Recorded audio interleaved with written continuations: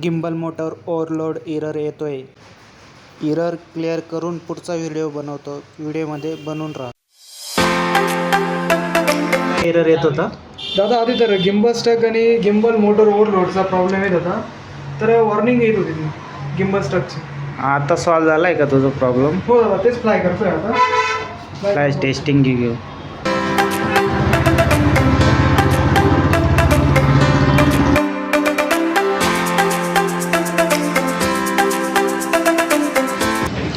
Camera leg वगैरे मारताय का? काहीच अडचण नाही.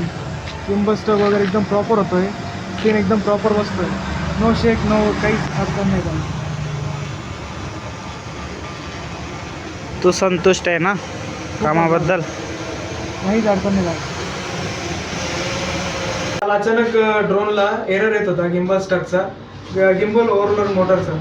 तर तो अचानक आला हवेत असताना. तर मला वाटलं मोटर शॉर्ट झाली. तर बिलाल दादांकडे आलो.